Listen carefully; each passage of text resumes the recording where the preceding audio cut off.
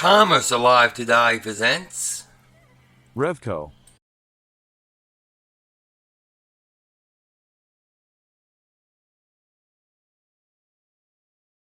In 1945, Detroit druggist Bernard Schulman hired a 33-year-old accountant to balance the books for his store, Regal Drugs.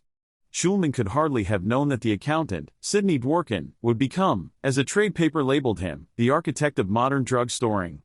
20 years later, Dworkin would take the reins of Schulman's drug business and lead Revco to impressive growth.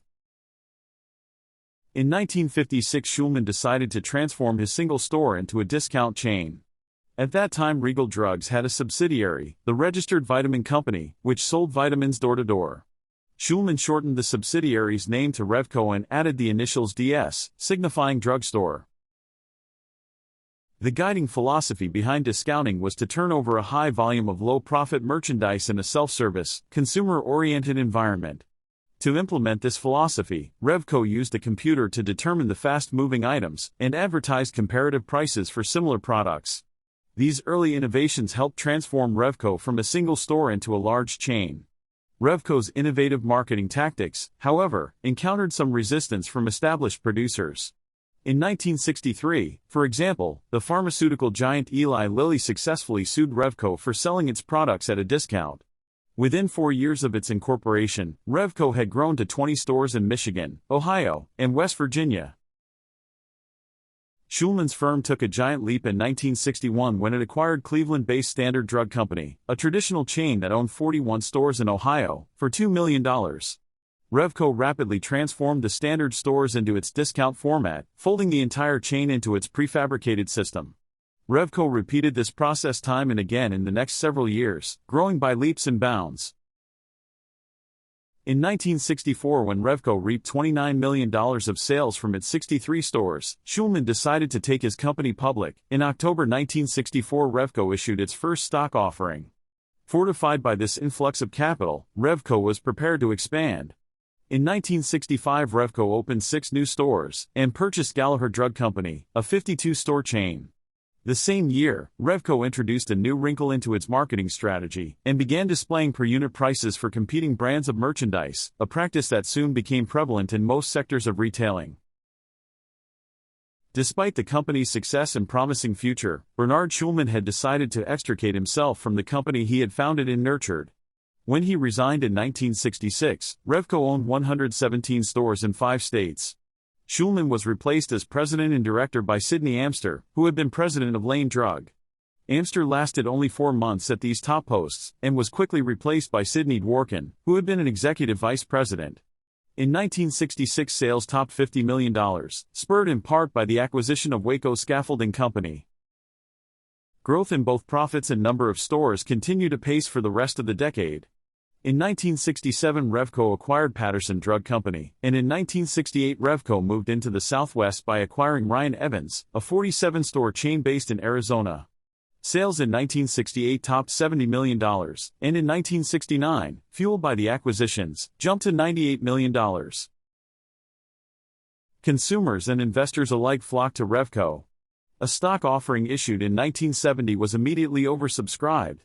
That year, Revco acquired Cole Drug Company, a 28-store chain operating in Alabama and Georgia. The acquisitions helped the corporation reap profits of $4.3 million from sales of $131 million in 1970. By 1971, Revco was operating 294 stores. Revco began the 1970s with a spurt of growth. In 1972, the firm acquired vitamin manufacturer Private Formulations Incorporated, and yet another chain of drugstores. In a stock trade valued at $81 million, Revco acquired the 163-store White Cross chain, and imposed on the stores the parent's name and format. The same year, Revco made another public offering of 675,000 common shares. Every time Revco acquired a new chain, it instantly converted the new stores to the Revco format. Structure was a key component of Revco's success. Revco's stores were generally smaller than drugstores run by other chains. The size helped maintain a more secure, customer-oriented environment, in which the main products remained drugs and cosmetics. This formula clearly worked.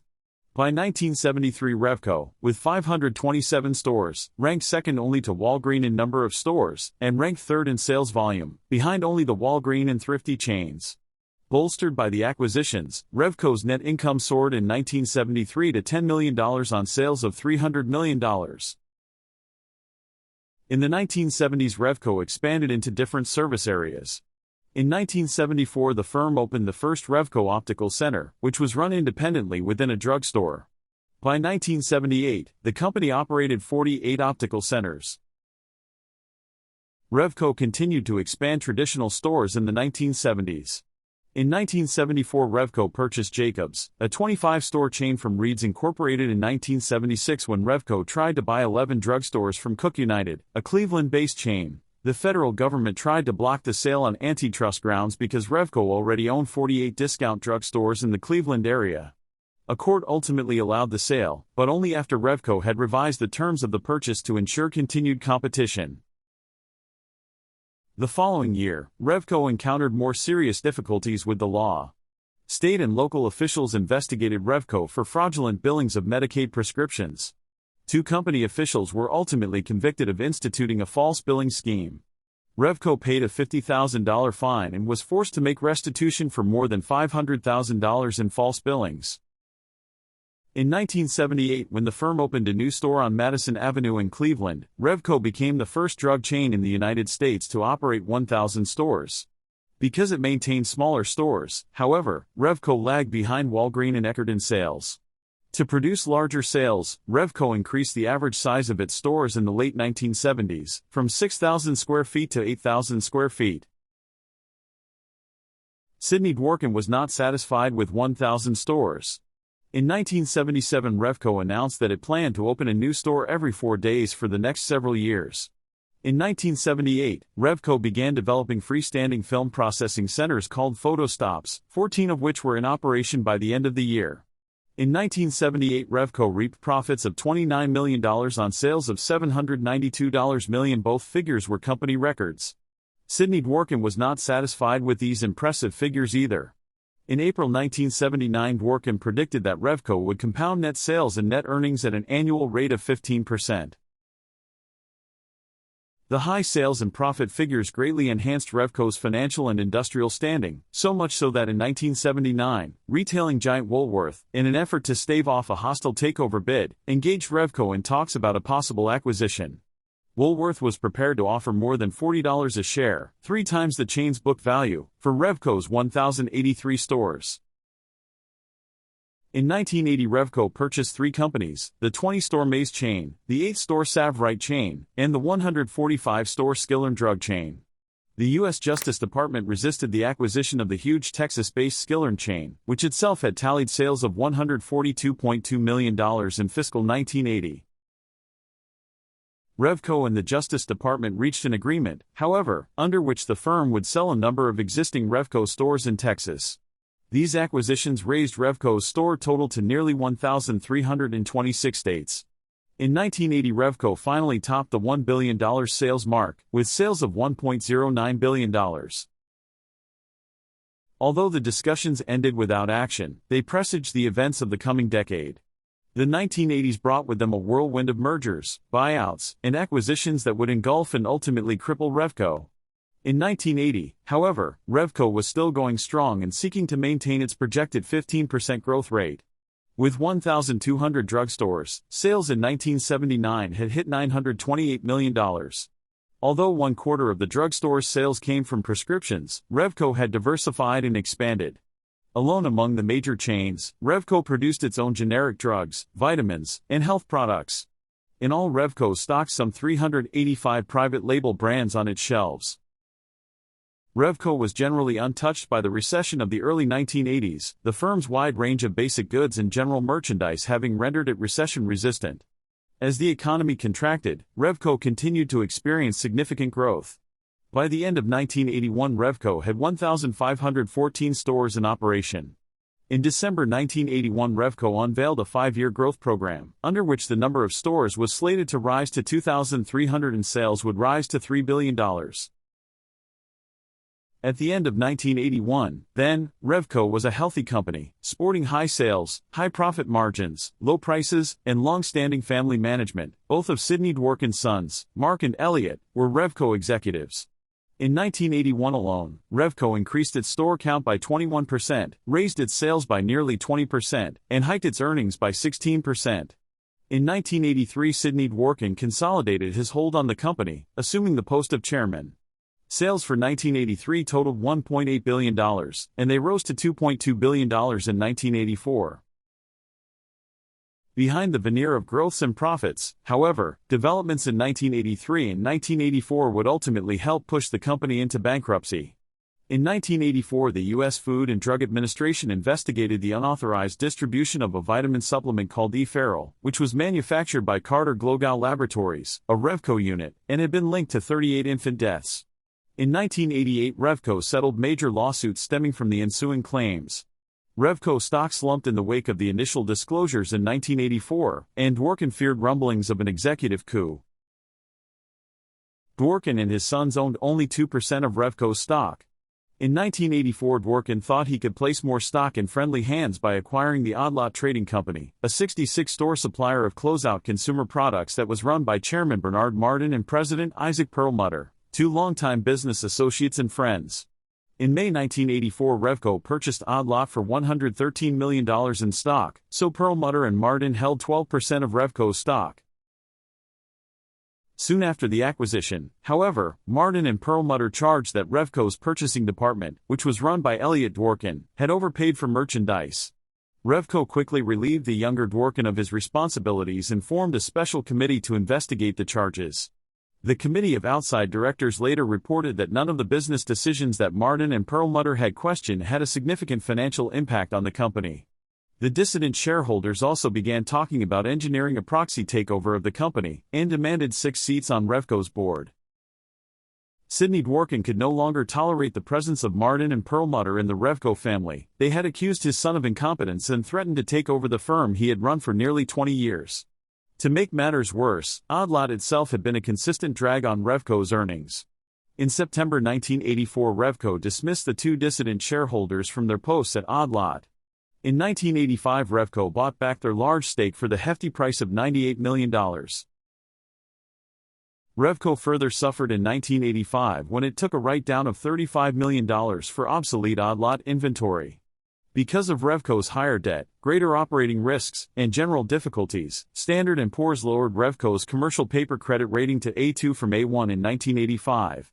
Under the financial pressure, Sidney Dworkin stepped down from his posts of president and chief executive officer, although he remained chairman. William Edwards, a former CEO at F&M Distributors, moved into the post that Dworkin vacated. Despite these difficulties, Revco continued to grow. In 1985, Revco acquired Carl's Drug Company, a 42-store drug chain operating in New Hampshire, Vermont, and upstate New York.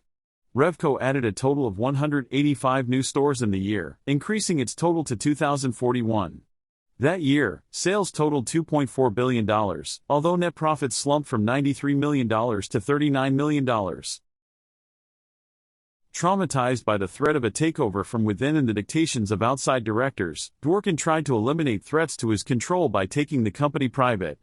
In early 1986, Dworkin and several other Revco executives, with the help of Wall Street firm Salomon Brothers, offered Revco shareholders a $1.16 billion buyout. In August 1986, Revco's board accepted an offer of $38.50 per share, or $1.25 billion. A few months later, the company's shareholders approved the deal. In the following year, however, Revco's financial health worsened. Sales declined in 1986 to $2.2 billion, and the firm tallied a loss of nearly $60 million that year. In 1986, less than a year after the buyout, Sidney Dworkin and his son, Mark, who together owned 11.6% of the company's stock, severed their connection to Revco. The Dworkins were apparently pushed out by Salomon Brothers and TSG Holdings, the key lenders in the takeover, after Dworkin had resisted their recommendations and policies. The elder Dworkin was replaced by Boke Sells, a former president of the Dayton-Hudson Corporation. In 1988, Revco, saddled with $1.3 billion in long-term debt from the takeover, paid the price for its expensive buyout. In June 1988, the company failed to make a $46 million interest payment on a set of junk bonds, which had provided the bulk of the financing for the buyout. In July 1988, when the firm filed for Chapter 11 bankruptcy, Revco earned the ignominious distinction of becoming the largest leveraged buyout ever to fail. Soon after the filing, Revco abandoned Salomon Brothers, which still owned 1/10 of Revco's stock, and hired Wall Street firm Drexel Burnham Lambert to help restructure its debt. Revco had been a victim of its own expansion and had scheduled its debt payments based on rosy expectations. In 1986, for example, Revco had estimated that sales for fiscal 1988 would reach $3.37 billion, but they turned out to total only $2.44 billion. Moreover, in 1987, when interest payments alone were to top $150 million, the firm showed a loss of $60 million, thus, no cash was available to make the payments. Burdensome debts, a brief recession, and mismanagement of inventory and products had combined to bring Revco to its knees. In 1987, Revco enacted an inventory reduction program, which cleared $100 million of products from Revco's shelves. Somehow, however, management failed to replenish shelves for the Christmas season. Soon after the bankruptcy filing, Boak Sells, the new chairman and CEO, began working to put Revco, which then employed 28,000 people, back on its feet. Sells urged Revco to return to its roots as an operator of discount drugstores and to capitalize on increased concerns about health and fitness. In addition, Revco began to close unprofitable stores and sold off entire units like the Instacare Pharmacy Services Corporation. Revco improved its cash flow by closing more than 100 unprofitable stores and selling off odd lot trading. In 1989, Revco again gained headlines as the Securities and Exchange Commission unraveled an insider trading scheme stemming from the Revco buyout. Glenn Golenberg, a Cleveland investment banker who played a key role in the buyout, had tipped off several friends and associates about the impending deal. In May 1989, Golenberg was fined $470,000 for his role in the scandal. In 1990, the other 7 men charged all reached civil settlements. Revco continued to languish in Chapter 11, all the while attempting to devise means to become viable. In late 1989, Revco received a $925 million buyout offer from Texas industrialist Robert Bass, but Revco's management, fearing this plan would only heap more debt on the company, refused the offer. In January 1990, Revco announced it would seek buyers for 712 of its 1,873 stores as part of a comprehensive reorganization plan. The cash raised from these sales would be used to cover debts and reimburse creditors. Over the year, in a process that reflected a mirror image of the means by which Revco had grown, Revco sold off huge chunks of its holdings. In June 1990, Revco sold 221 stores to Reliable Drug Stores, a Texas-based group. A few months later, Revco sold 146 stores to a Maryland company, the RDS Acquisition Corporation. Revco also unloaded 223 stores to the Jack Eckerd chain. In addition, groups of Revco stores in Alabama and Arkansas were sold to other holding groups, and 36 Revco stores in the South were closed. This succession of deals completed the 712-store divestiture program. In October 1990, Revco's creditors filed a reorganization plan, converting debt into common stock. By 1991, Revco had slimmed down. The firm employed about 16,000 people and operated 1,100 stores in 10 states, mostly in Ohio, Pennsylvania, New York, and a few southern states. Sales in the fiscal year ended June 30, 1990, had shrunk to $1.9 billion.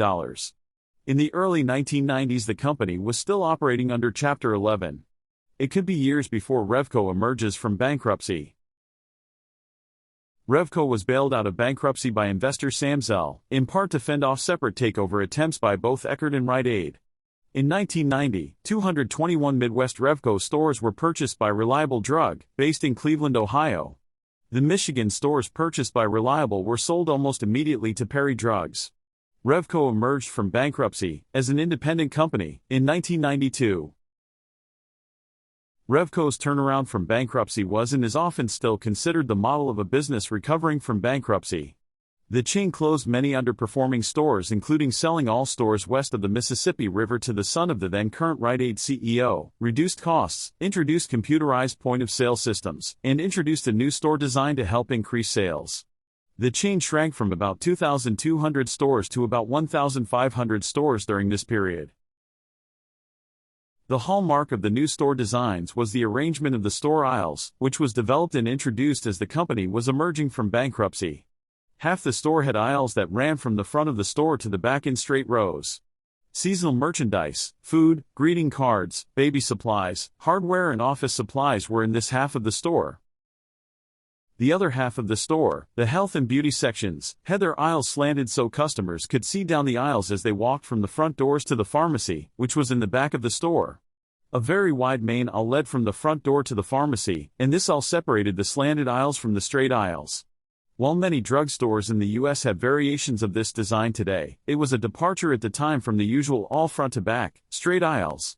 In Revco's freestanding stores, the slanted aisles had an open ceiling above them, the other aisles had a drop ceiling over them. In these stores today, which are now CVS stores, the open ceiling and drop ceiling are still in place.